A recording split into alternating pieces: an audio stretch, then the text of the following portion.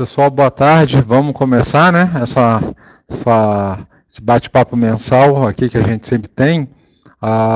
Tentando manter o mesmo padrão, ser rápido, cada vez mais rápido, levar entre 20 a 30 minutos, passando é, de uma certa forma superficialmente pelos temas, e conforme forem vindo perguntas ou questionamentos, a gente vai aprofundando, ou conforme as perguntas vierem, talvez no final a gente entre em maiores detalhamentos. Eu acho que a nossa pretensão aqui é fazer um overview, discutir um pouquinho o que a gente está vendo, está pensando, e com isso daí dar uma ideia do processo e do que enxergamos do que enxergamos no mês passado e para o próximo mês também, né?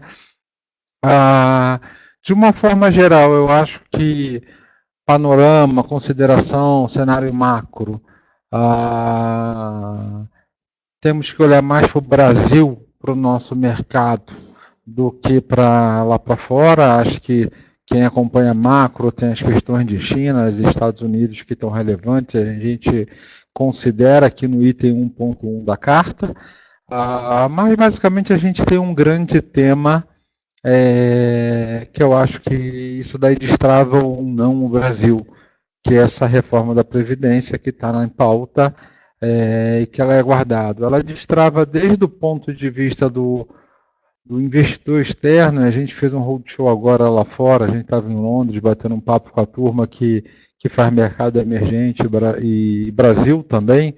Esse mercado ainda está pouco penetrado pelo pessoal de fora, eles ainda não vieram com toda a potência que pode vir, o que é um sinal que você tem espaço para o mercado ir, e de alguma maneira eles estão também um pouco, não vou nem falar descrentes, mas calejados, receberam tanta notícia ruim ano passado de mercados emergentes como um todos, que eles estão mais no deixa eu ver o que vai acontecer para conseguir tomar uma decisão de investimento.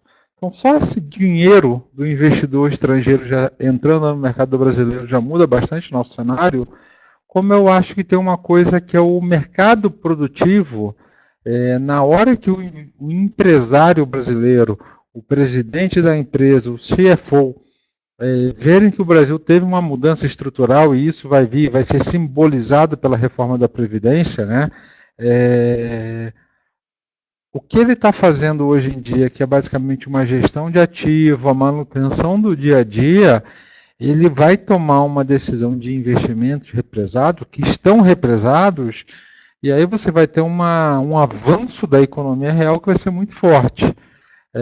Isso vai bater direto no nosso mercado, apesar do nosso mercado de crédito estar em ebulição.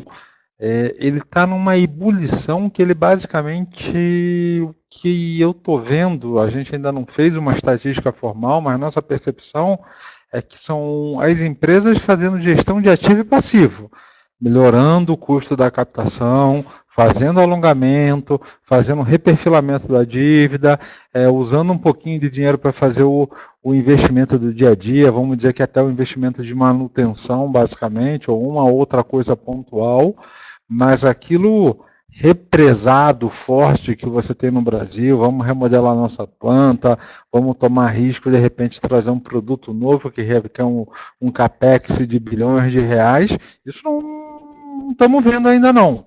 E na hora que isso acontecer, a gente vê um mercado até com maior volume, maior quantidade de emissões do que essa daqui, que a gente está vendo, e com taxas melhores. E, quer dizer, com uma empresa que vai estar ganhando dinheiro com uma economia destravada. Então, isso seria um cenário até céu de brigadeiro. É claro que se isso acontece aí, como qualquer pessoa do mercado, o grande tema vai se tornar a inflação, taxa de câmbio, que nível essas coisas estão. E hoje em dia, ao mesmo tempo que o Brasil não anda, você está tendo uma atividade muito fraca, a coisa não destrava, a inflação sob controle e uma tomada de risco, apesar da Bolsa estar indo, bateu os 100 mil pontos ontem, você tem uma entrada de dinheiro em Bolsa, o fator tomada de risco ele ainda está abaixo do potencial que ele poderia ser. Então a gente até vai ver um mercado tomando mais risco e o que acontece quando o mercado não está tomando risco? Ele vem muito para fundo de crédito, muito fundo de renda fixa, então é um mercado que está um pouco crowdado, a palavra em inglês, né? Está tumultuado, muita gente investindo, e até seria interessante que uma parte desse dinheiro que hoje em dia não está alocado para risco fosse para risco, dar uma limpada no mercado de crédito e a gente consegue ter uma dinâmica ainda mais saudável de uma coisa que está rodando aqui. Então, acho que essas são as grandes considerações e são os pontos que a gente vai se alavancar aí no resto da apresentação para estar discutindo cada item que a gente passar aqui, tá? Com essas premissas e essas considerações que a gente fez. Indo para a página 2, no item 1.2, o que basicamente contribuiu com a performance do mês de todos os fundos foi o fechamento do spread de crédito.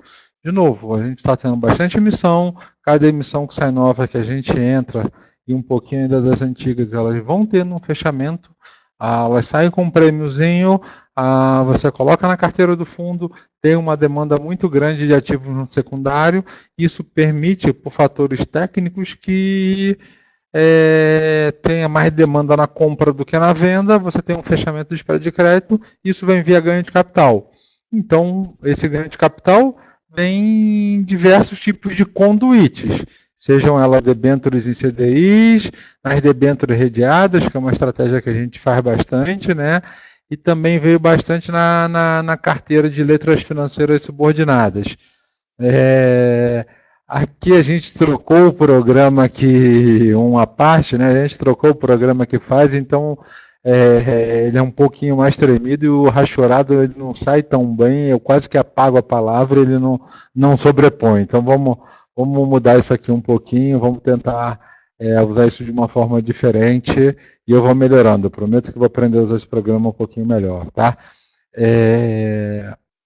Então isso, para os fundos de CDI, é o que contribuiu com grande parte da performance e já vem numa atuada aí desde novembro, outubro do ano passado em dinâmica semelhante. Então acho que não tem muita novidade para contar, não.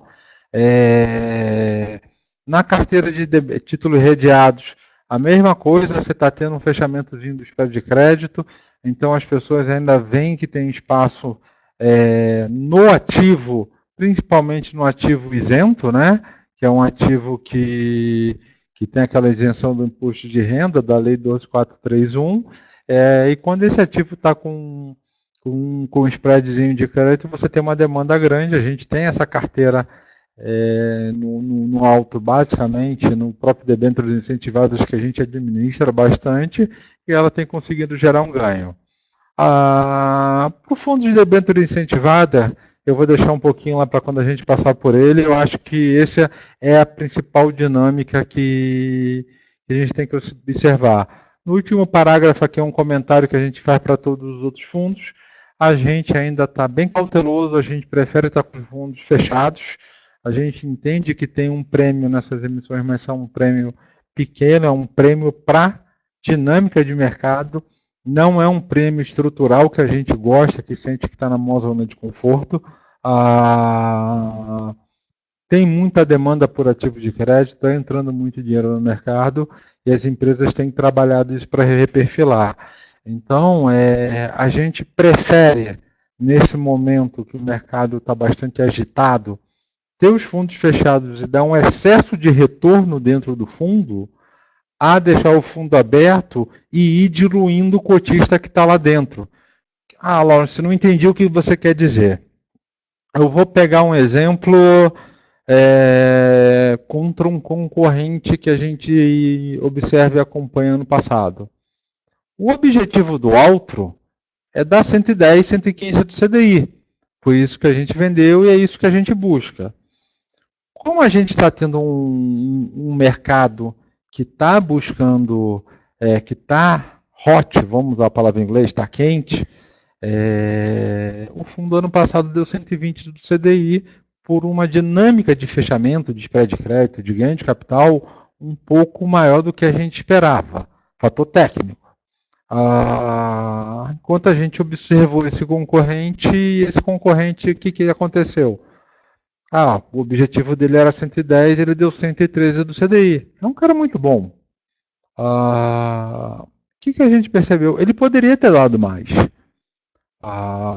Se eu tinha um objetivo de dar 110, 115 do CDI, eu dei 120, eu dei um excesso de gordura para o meu cotista, e estou criando um excesso, um estoque de gordura que está lá armazenado.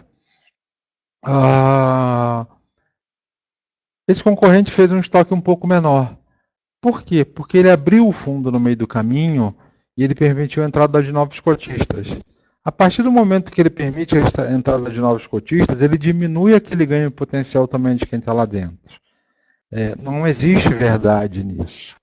O que existe é que, dado a característica do mercado e como ele está, a gente está vendo um emagrecimento dos spreads de crédito, a gente prefere deixar o cotista que está atualmente acumular uma gordura para que, se em qualquer momento tiver uma reprecificação disso daí, a gente tem esse excesso de gordura para usar no movimento de mercado.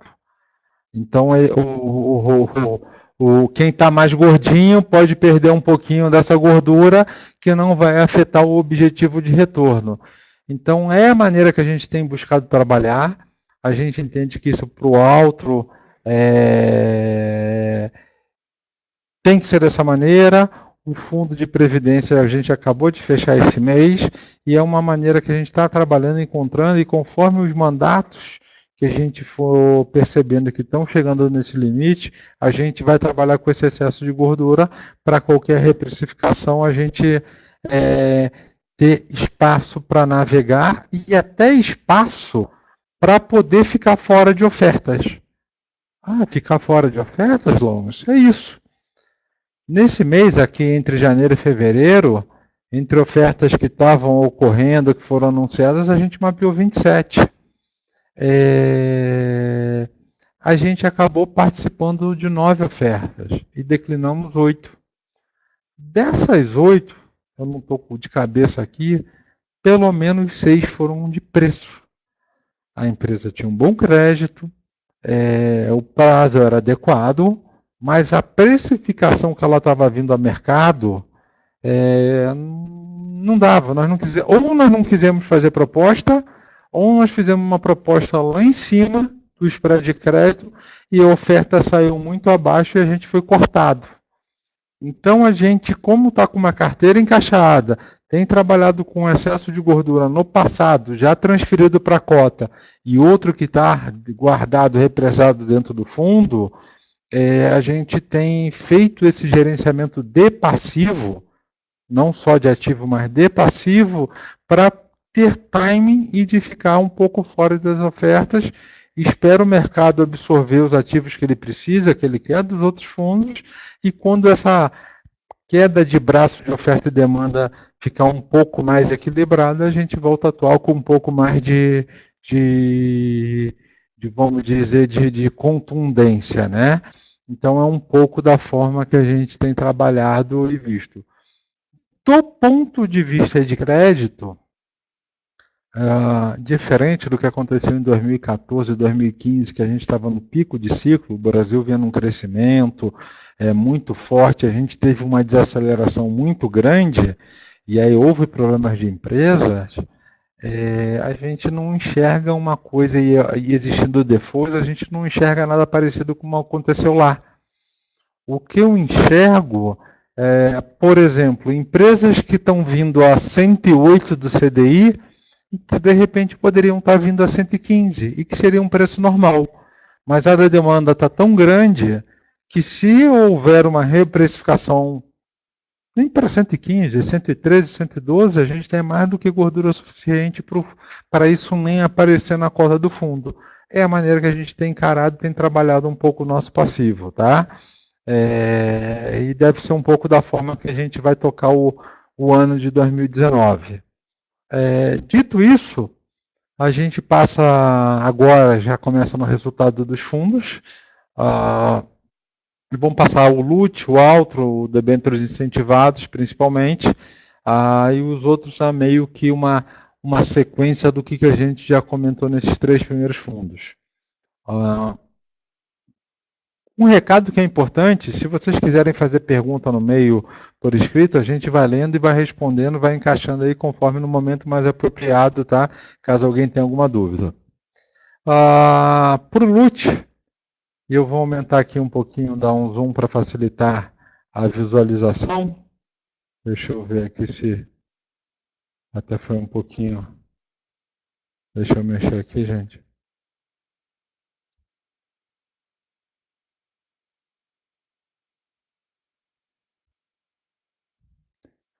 A gente teve aqui no fundo de debêntures, novamente, um mês com ganho de capital, a rentabilidade dando 135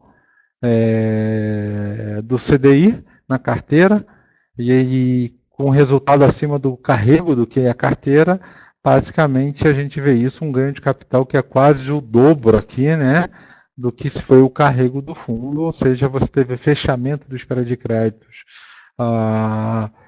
de vários ativos, aqui de uma forma generalizada, então nada que você chame a atenção principalmente, e isso que tem permitido esse grande ganho. Como a carteira de debêntures é a principal carteira do fundo, é ela onde traz mais resultado e é onde você agrega maior valor no fundo. O resto, a carteira de letra financeira subordinada e até de FDIC, que tem uma rentabilidade bastante interessante, são carteiras menores, então ela tem para o agregado do fundo, elas consideram, contribuem bem menos, mas faz parte da estratégia de diversificação, tá? E a outra parte, o que a gente tem trabalhado muito no LUT, é uma quantidade de caixa bem grande. O que a gente deve fazer agora? Alocar um pouco mais de ativos conforme a gente entenda que tem preços adequados e o risco de crédito do LUT ir alocando ao longo do ano, junto com a carteira de debênture, vendendo aqueles que a gente acha que o preço deu e fazendo uma reposição. Só de fazer isso, alocar um pouquinho mais de caixa e retrabalhar, está sempre trabalhando a carteira de debêntures, a gente enxerga que a gente consegue fazer o objetivo do LUT aí, que é por volta de 103 do CDI, e encaixar isso bem. O LUT, da maneira que ele foi feito, da maneira que o produto foi estruturado, e lá atrás, até vislumbrando uma coisa parecida com o que está acontecendo, é o fundo que o único fundo da casa que a gente conseguiu deixar aberto, ele é um fundo de liquidez, então ele é um fundo que a gente entende que ainda há espaço para deixar ele aberto. Com exceção dele, todos os outros aqui estão fechados, né? E aí é o que a gente tem trabalhado para performar de uma forma mais contundente. Indo para o fundo seguinte, o alto, a gente tem uma dinâmica bem semelhante, resultado vindo muito forte aqui. Deixa eu aumentar um pouquinho aqui a carteira do alto, também vindo bem forte da carteira de debêntures, resultado até meio que em linha com o LUT, só que num percentual de debêntures bem superior ao do LUT, no fundo. Some-se a isso uma carteira de debêntures redeadas, aquela nossa estratégia de long e short, com dinâmica semelhante, fechando o spread de crédito e contribuindo aí com um resultado bem interessante para o fundo. A composição disso é o que garantiu. Essa carteira está tendo um resultado muito forte, até um resultado muito acima do que deveria ser para uma carteira de crédito da qualidade que ela é, mas isso está sendo um reflexo muito da demanda muito forte por ativos incentivados. São ativos de excelente qualidade de crédito, que tem uma defesa do juro real de longo prazo, e você tem uma procura muito forte, principalmente das pessoas físicas, no nosso ver, que tem garantido um fechamento de spread de crédito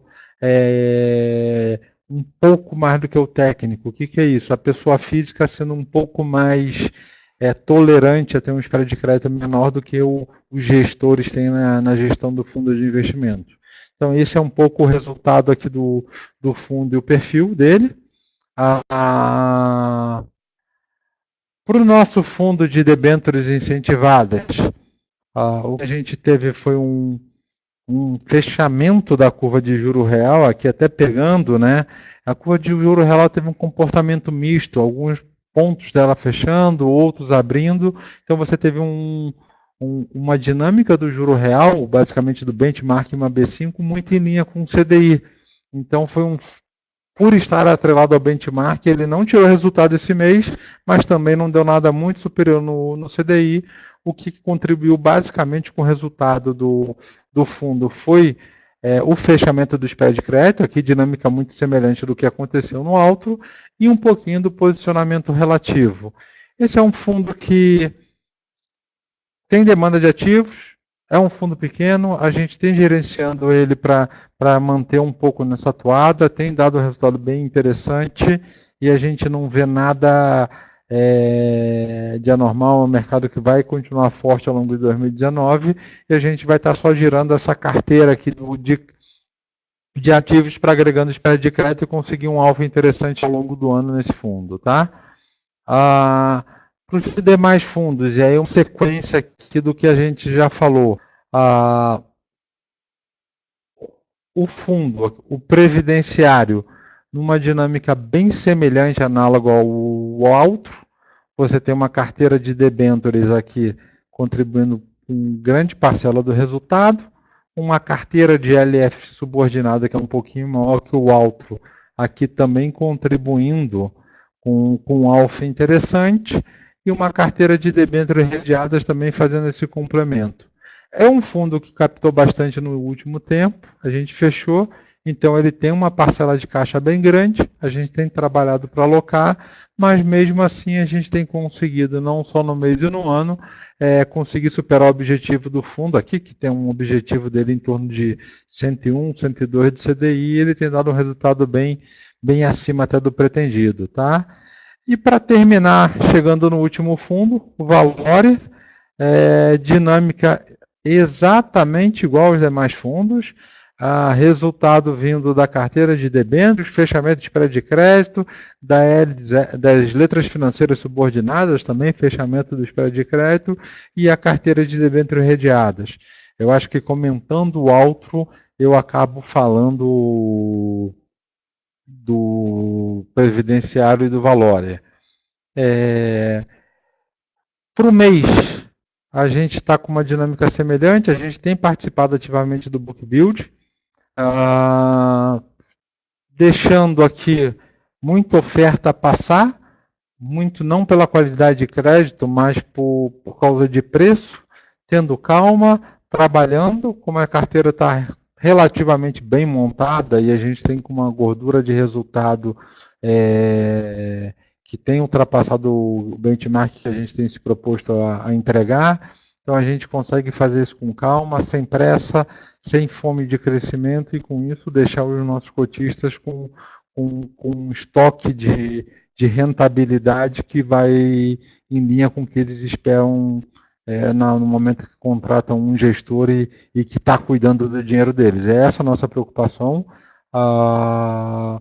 Estamos aí à disposição para quem tiver dúvida ou tiver alguma dúvida adicional, entre em contato com a gente, mandem um e-mail, nossa área comercial, ela vai receber, vai responder, conversar comigo, qualquer pessoa da equipe, a gente vai estar respondendo prontamente. Obrigado, mais uma vez, por participar dessa conversa. Mês que vem, vamos repetir, se Deus quiser.